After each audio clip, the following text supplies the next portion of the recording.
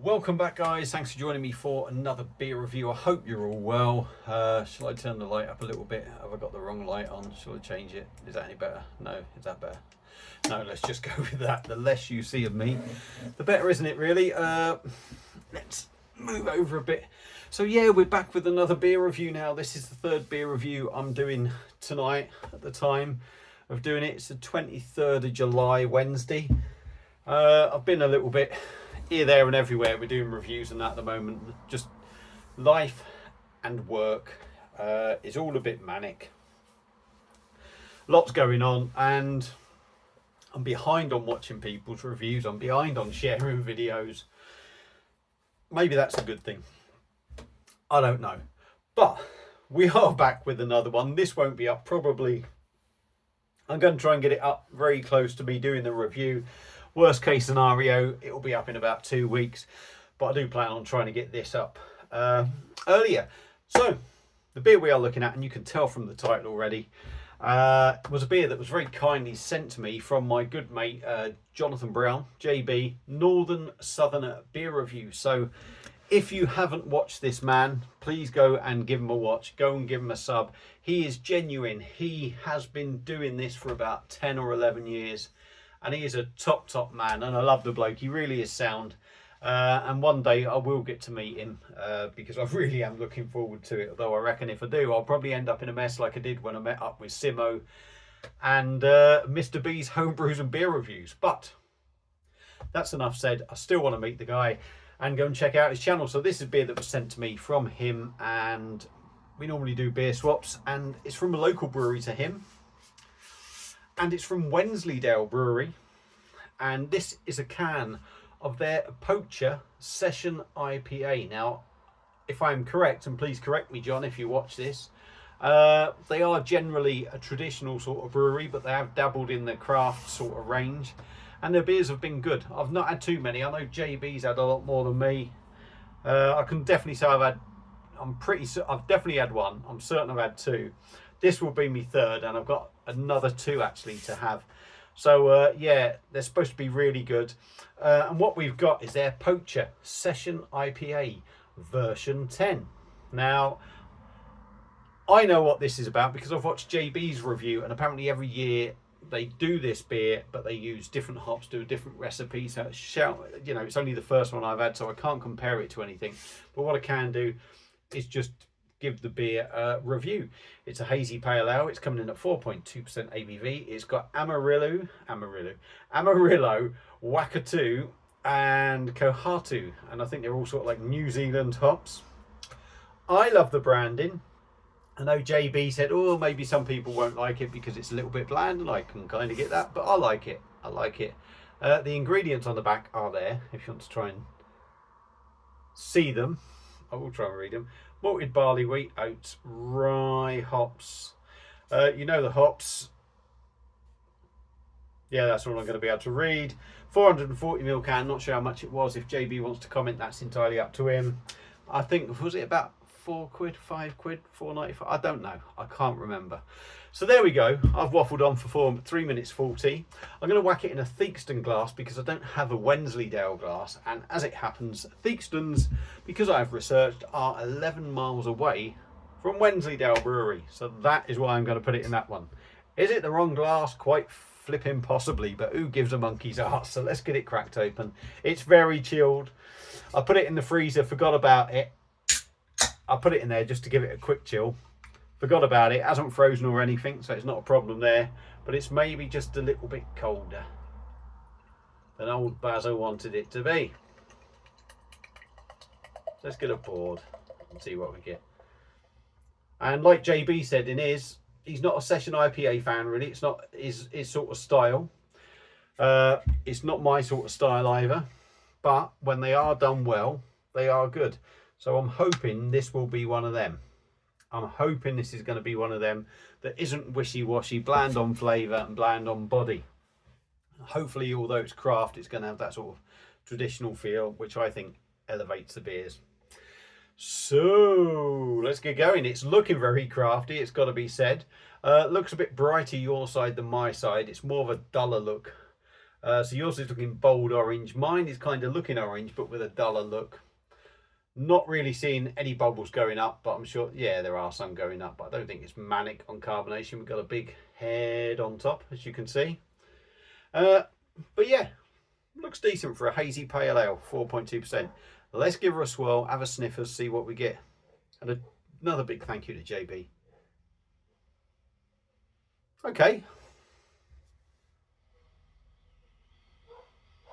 I mean, if I'm honest, I'm not really picking anything massively out. It smells like a beer, and it, you know, at best it smells like a session pale ale, if you like.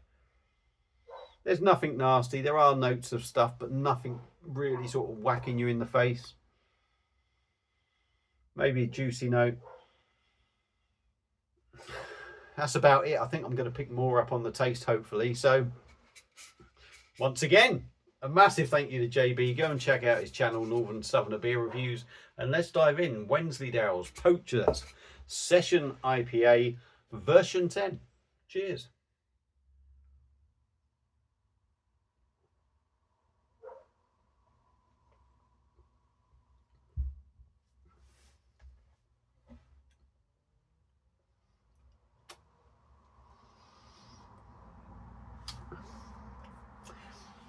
Yeah, it's quite subtle.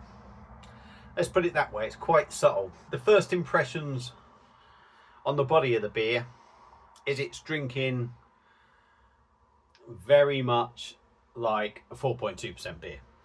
You know, so let's not hide the fact it's going to be light. You could use the words easy drinking. It's that as well.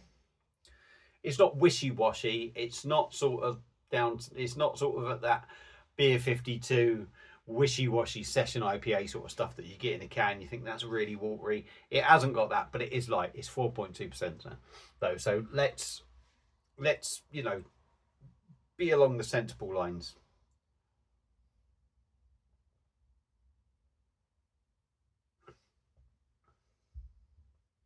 That said, the second mouthful, it certainly feels a little bit fuller than I maybe thought. I will say that. I'm going to say that is because there's oats in there. Because I'm not getting a big malty feel to this beer. There is one, you do get a malty note in the background, but it's not that big sort of malty note that you might get from some session IPAs that sort of feel like they're filling out the body. I think what you're getting is notiness to this beer that gives the impression of something maybe a little bit heavier, maybe gives it a slight creaminess too. Bear with me. Pardon me.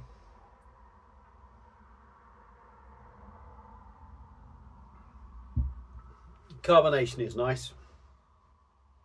You do feel it, very small bubbles, but you can't really knock it for interfering with the mouthfeel. The mouthfeel has that gentle roughness to it, but I wouldn't say rough.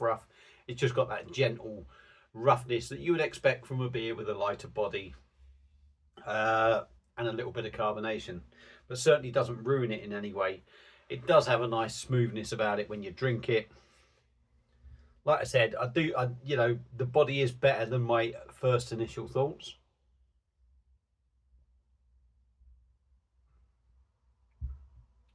I think you do pick up a touch of them oats in the flavour too. But behind that, it's not bombarding you with lots of notes. It's bombarding you with minimal notes, shall we say. It's not lacking flavour, but they are just subtle notes.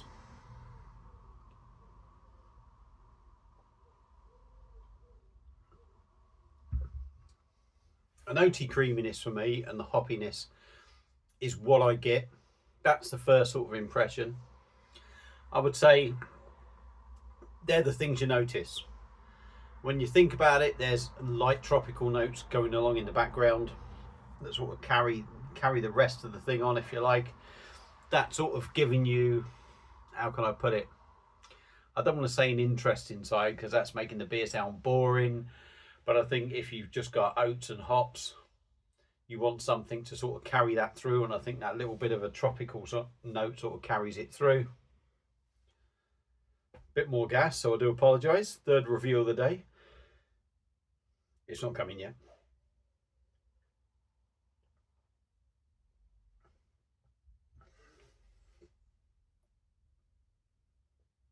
But it's nice.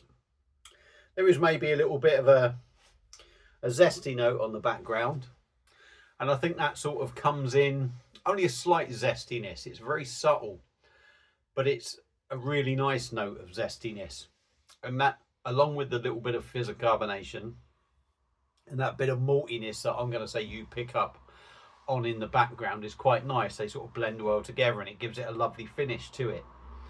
4.2%.